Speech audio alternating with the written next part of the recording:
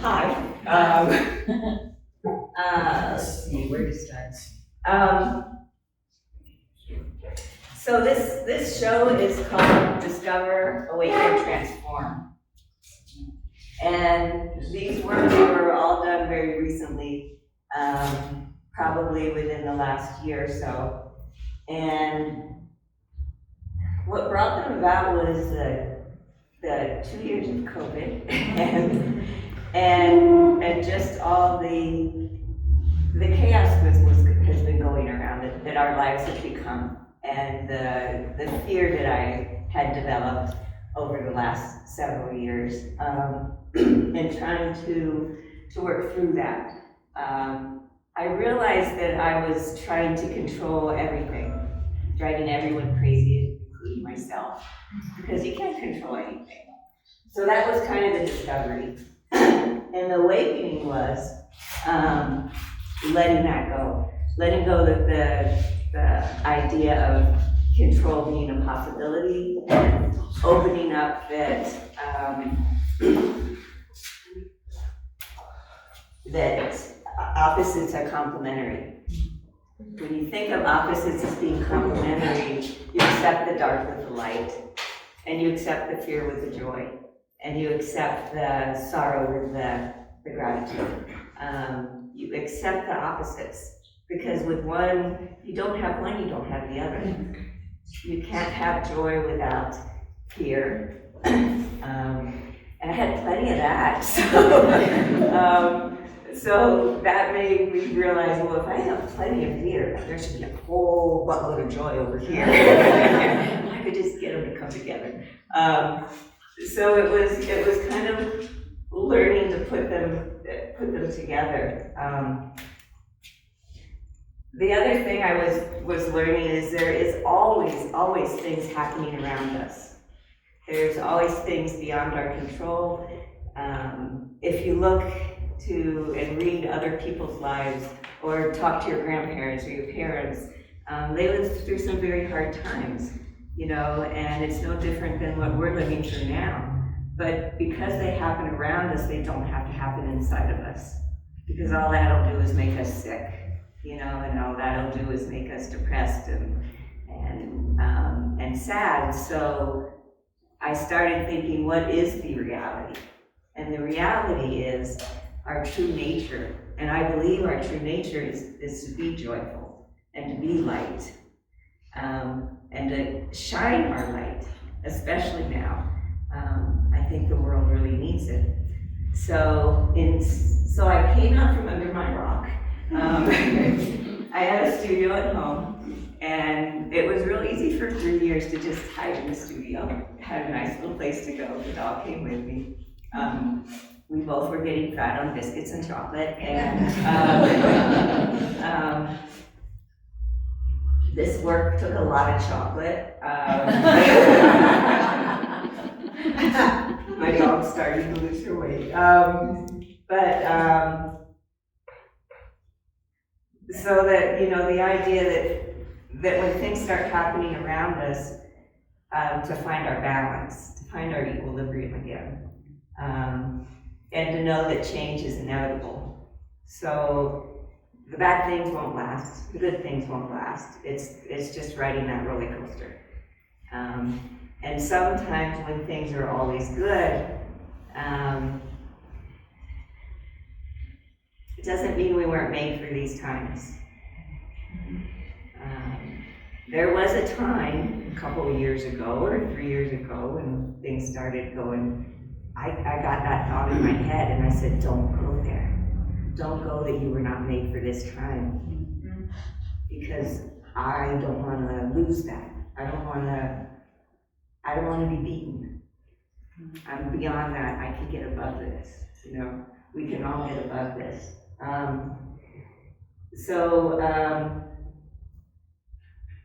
Usually I get my inspiration by getting out to a new place.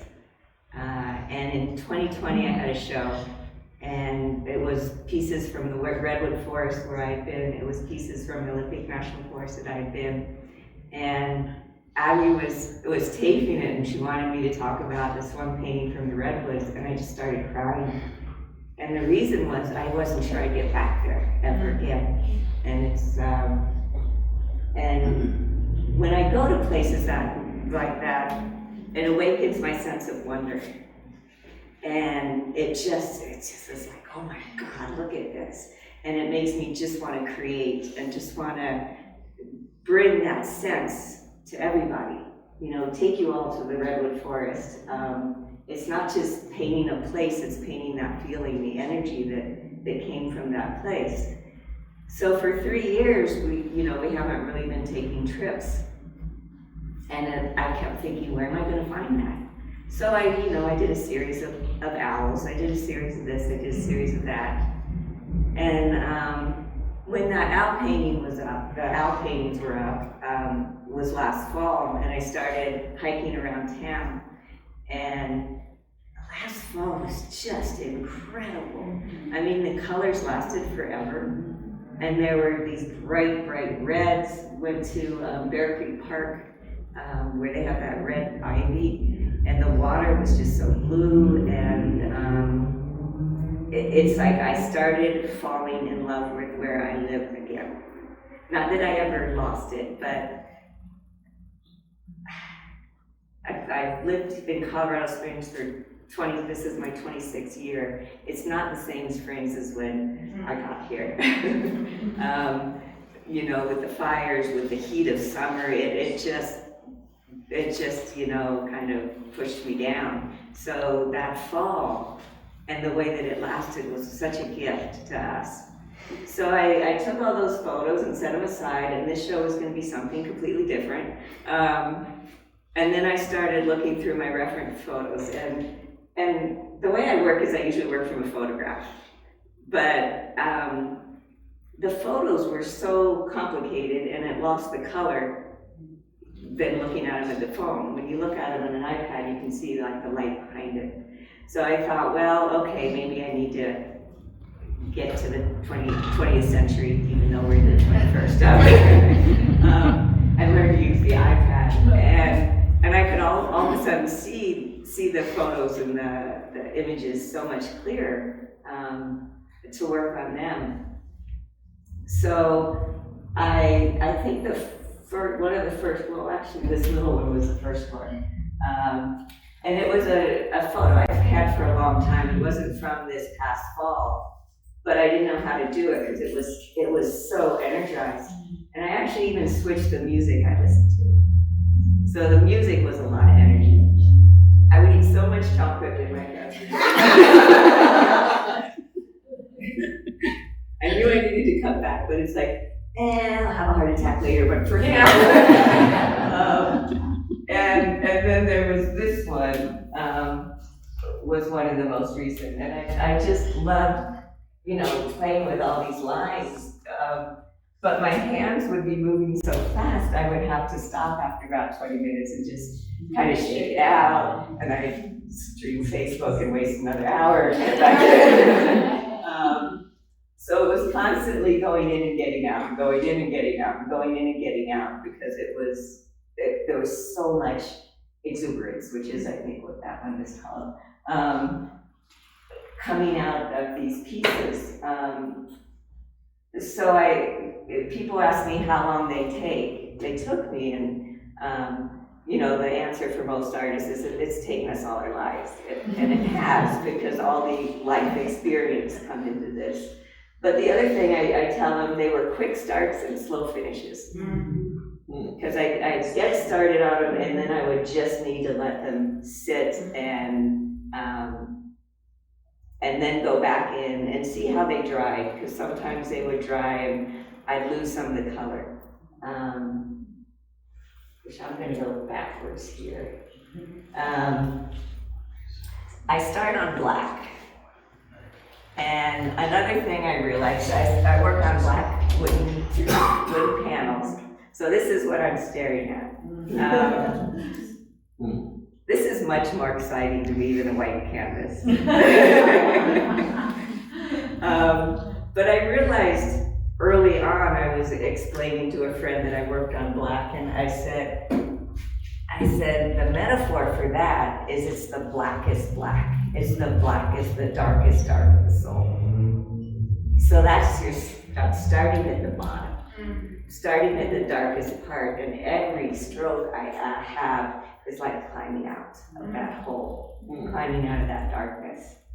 And I love that metaphor about creating that, and that it felt like I was actually crawling out of it myself with each painting. And then you get, again, the balance, the opposites are complementary. From that black to all this color. And this color wouldn't show up like this without that dark. So it's learning how to push and pull it out of that.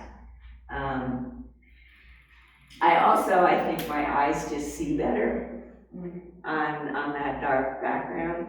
On the light background, I just, all I want to do is cover it.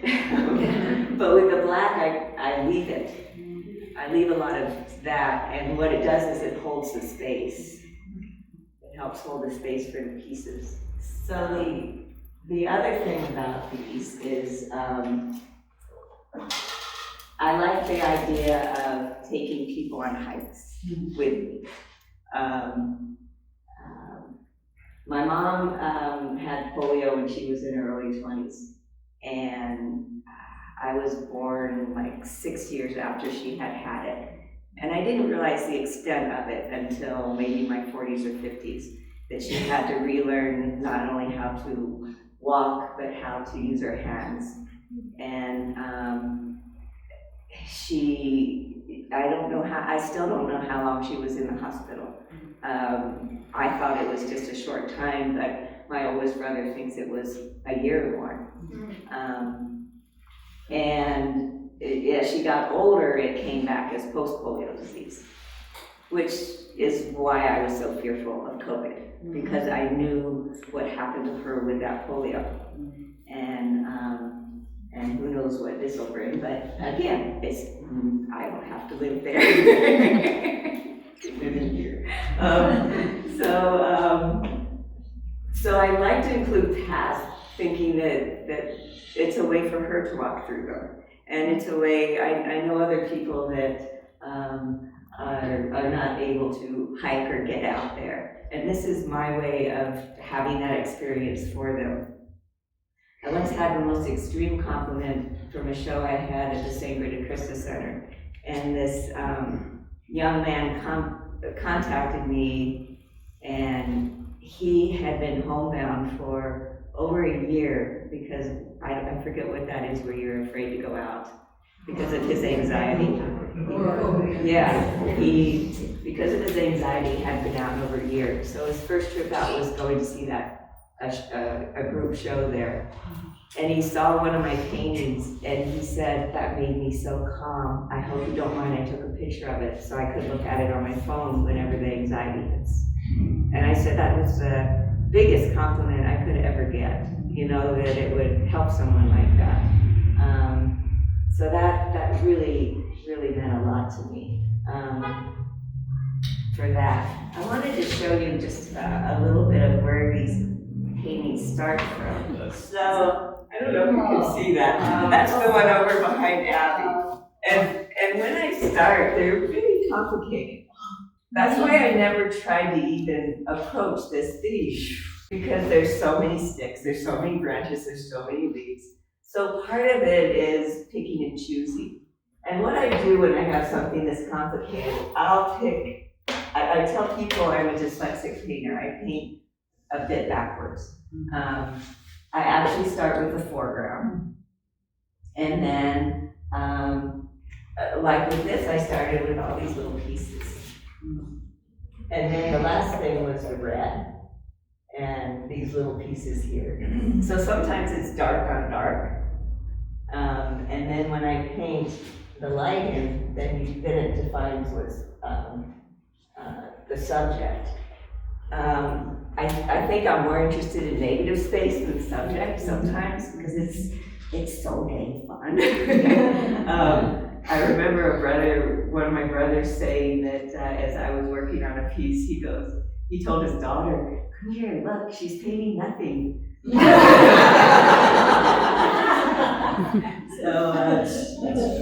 I thought that was cool. So when I do these, so that I don't get too confused, it's like, okay, there's leaves here, I'll paint some leaves.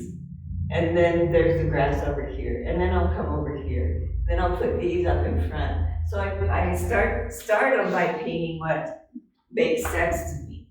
In that piece, I started like with the leaves on top. And I just love painting water, just the idea. One of the things about water is it's a sign of change, but it's also so serene and something we don't get to listen to enough right here. Excuse me, Deb, could you say like your third down from the right or something, because when you point, No. we don't all have the same perspective, so if you could just say the first So down. I think with this one, Oh, thank you. I started with probably some of these branches, but I also just started with these big leaf shapes.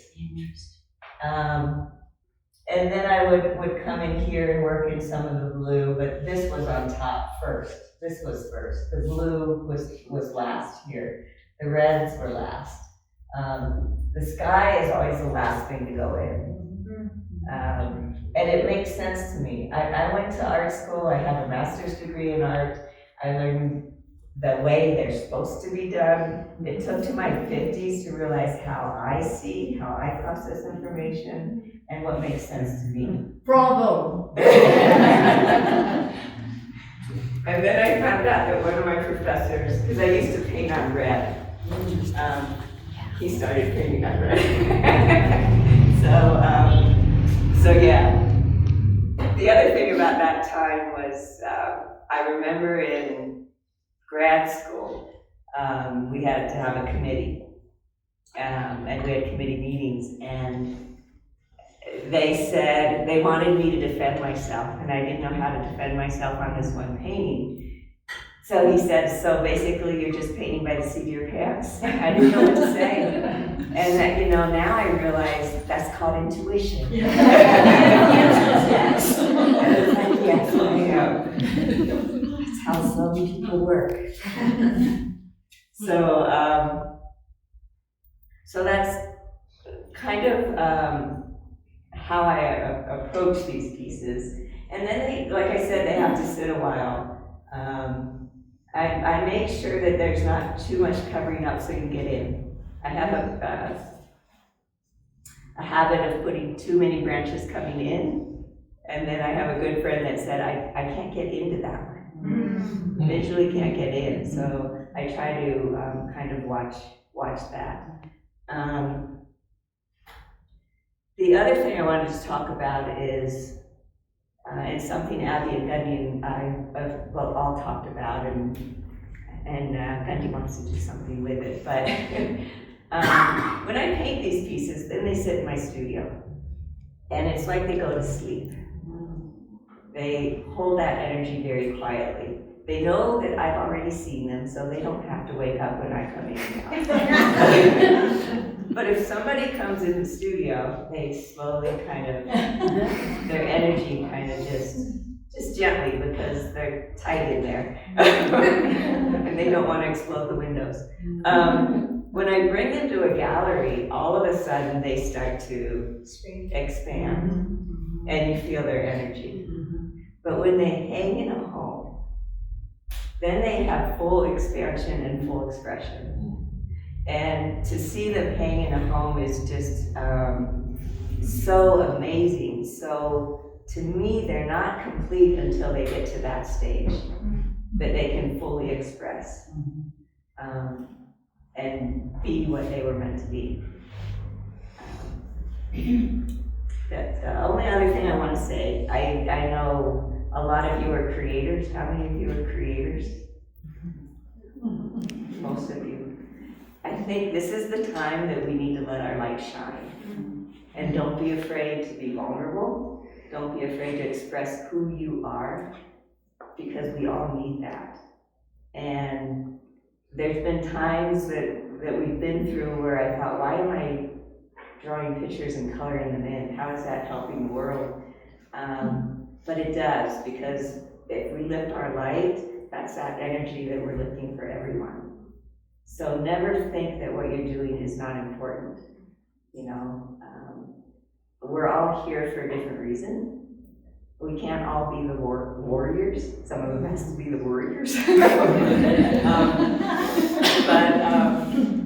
And to not be the warriors, we just need to create, you know, and keep it going. Because that's, I think, the most important thing that we can do to help this world. Amen.